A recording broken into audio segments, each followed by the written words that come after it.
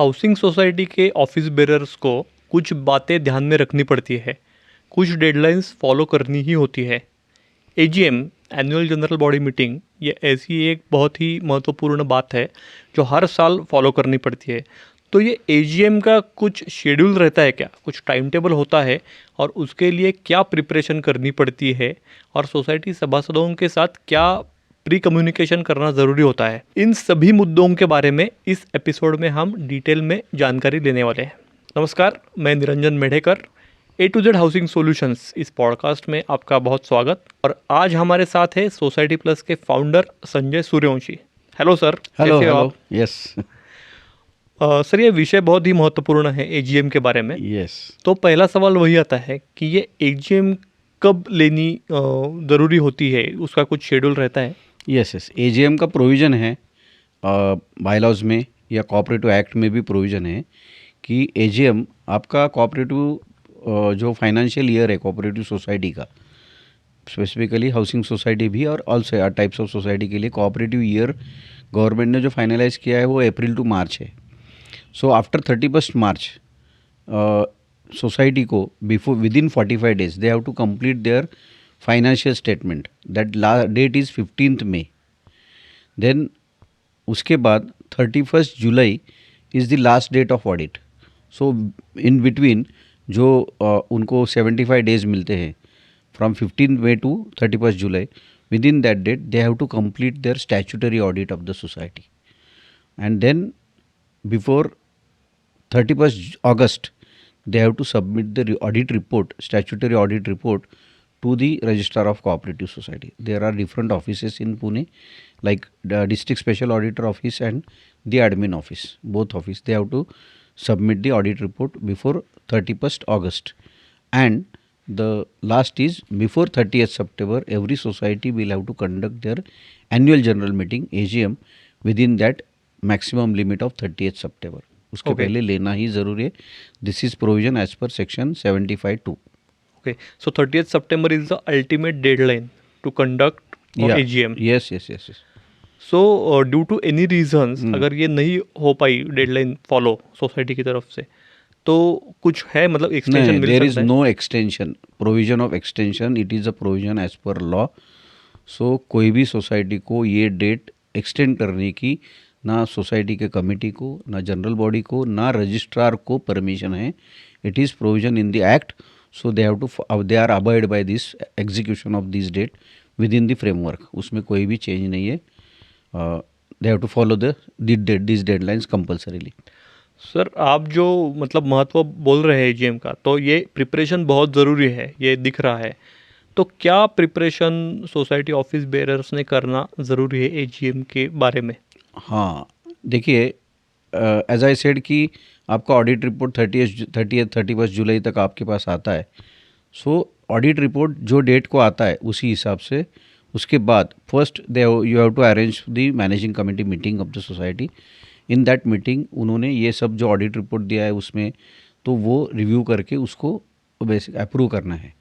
And after that approval with the discussion of auditor and all this things, and उसके बाद फिर उन्होंने AGM का प्रिपरेशन चालू करना चाहिए। एजीएम के प्रिपरेशन में फर्स्ट होता है एजीएम कौन से डेट को लेनी है, एजीएम कौन से टाइम को लेनी है as per the maximum availability of members. देखिए, एंड तो ये इसका बेसिकली मेन ये है कि डेट एंड टाइम, और उनको इसका नोटिस सेंड करना पड़ता है। इस नोटिस का टोटल पीरियड है 14 days।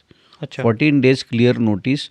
Date of posting and date of meeting is not included in that 14 days. हो। So this is very important, and they have to send a notice to the members. There are 3 options. One is email, second is hand delivery with acknowledgement, and third is अगर ये availability नहीं है तो RPAD, register post. So with any one option you can choose, but the notice and with the annexures.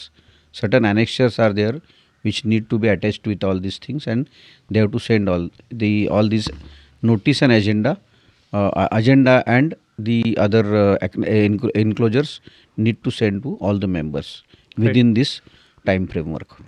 Sir, ये थोड़ा explain करेंगे आप, मतलब अलॉन्ग विथ एजेंडा कौन कौन सी डॉक्यूमेंट्स ये अटैच करना इम्पोर्टेंट रहता है एजीएम के लिए? यस यस, इसमें है कि फर्स्ट एक ऑडिट एजेंडा नोटिस होता है। तो एजेंडा उसका भी गवर्नमेंट बायलॉज में उसका बायलॉज नंबर 19 में इसका पूरा फॉर्म दिया हुआ है, what agenda they have to follow.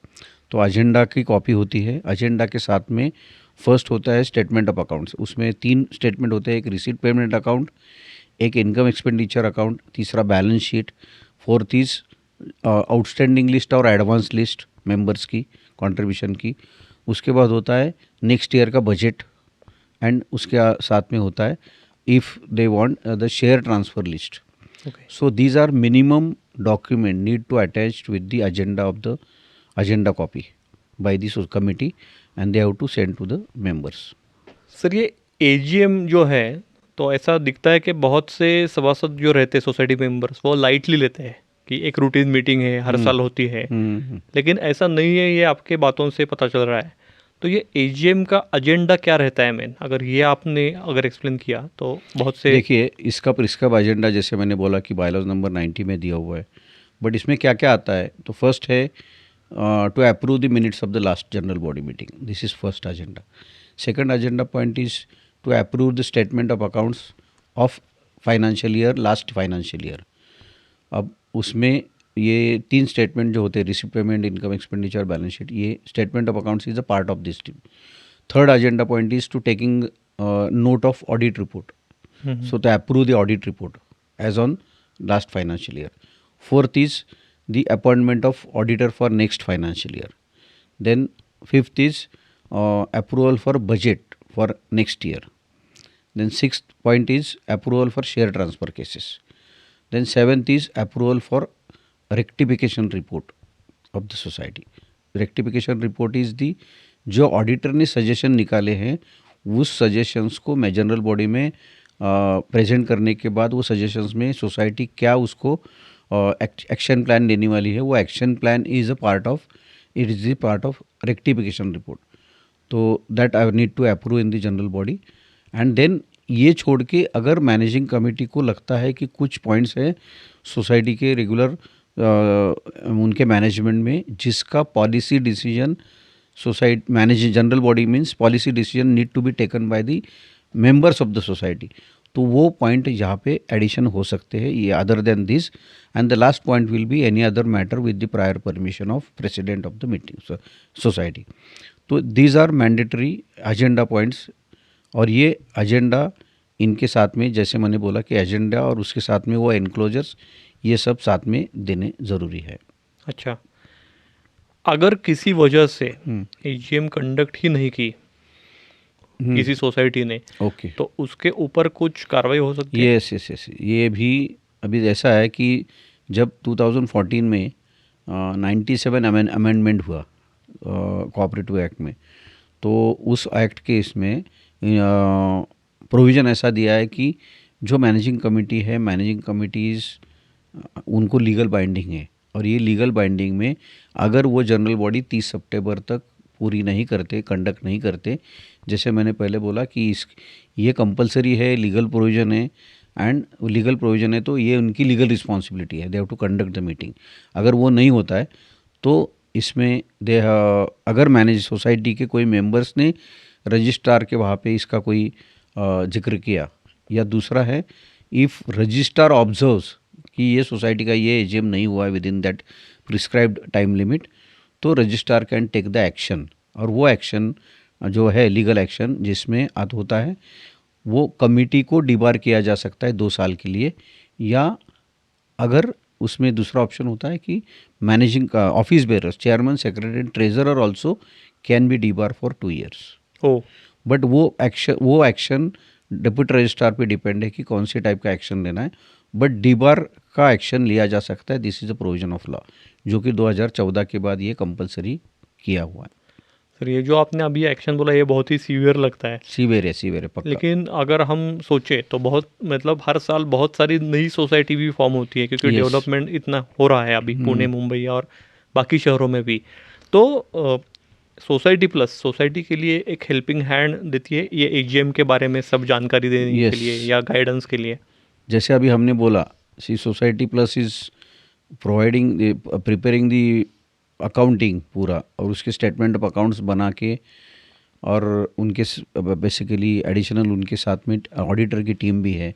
तो ऑडिट करने के बाद जनरल बॉडी को जो रिक्वायर्ड होती है कि how to conduct the meeting, how to do the presentation, उसे पूरे जो स्टेटमेंट ऑफ अकाउंट्स उसका क्लैरिफिकेशन, ऑडिट रिपोर्ट का क्लैरिफिकेशन, तो ये सब पूरा गाइड करने के लिए सोसाइटी प्लस सोसाइटीज़ को गाइड करती है। Any society who wants basically this service they can contact us, जिसमें हम उनको एजीएम कैसी कंडक्ट करना है, किस प्रोविजंस के हिसाब से करना है, ये सब को रियली गाइडेंस भी करते हैं। And our person is attending the meeting as a representative, society plus का रिप्रेजेंटेटिव अटेंड करता है and they will guide basically how to conduct the meeting.